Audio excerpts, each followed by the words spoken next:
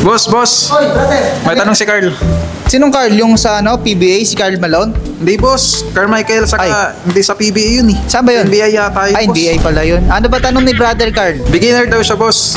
Ano daw usually ginagamit sa bahay? Kasi yung bahay daw nila, panahon pa ng lolo niya, which is fuse pa yung gamit.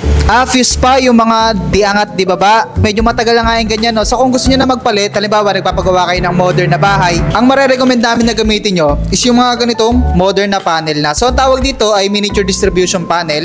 Yung kagandahan sa mga ganito, kaya ito yung marerecommend namin kung modern na yung pinapagawa nyo na bahay. Yung mga panel nito is modern na, gawa na sila sa plastic. Pero yung plastic na ginamit dito is kaya nila magresista negative 40 degrees hanggang 120 degrees. So kung mainit o malamig man sa lugar nyo, wala yung magiging problema. Tsaka yung mga ganito nga pala, kung titignan nyo, mas maganda na yung design nila compared sa mga dating klase ng electrical panel board. Then yung mga breakers na ginagamit dito ay mga modern breakers na mga ganito, miniature circuit breaker na sila. So yung mga ganitong klase ng breaker, mas upgraded version na sila ng mga dating breaker, mas sensitive na sila sa mga overload at short circuit, mas mabilis na silang mag-trip once na makaranas kayo niyan sa bahay. Pero kung gusto nyo pa rin gumamit ng mga metal panel board, kung meron naman talaga kayong budget, we highly recommend na mag-Bolton type panel board na kayo. So ganito yung itsura ng mga Bolton type. Yan, kung makikita nyo, nakascrew talaga yung mga breaker nila. Then meron siya makapal na copper bus bar.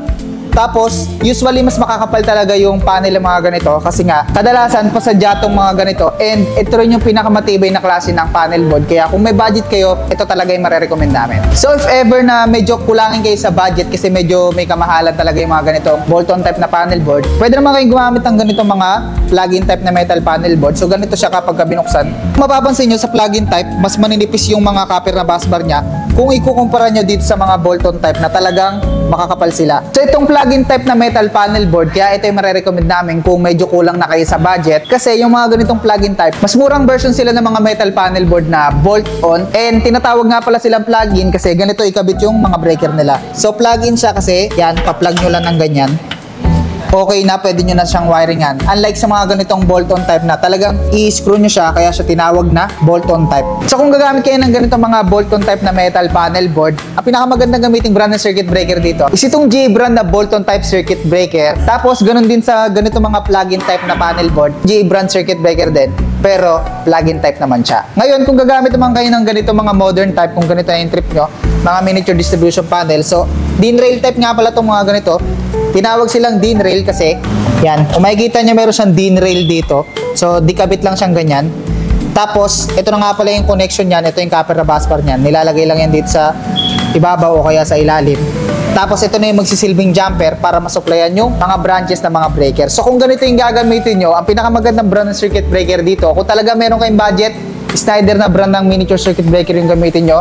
Kung gusto nyo naman na mas mura ng konti pero high quality rin, dito kayo sa Wixim na brand.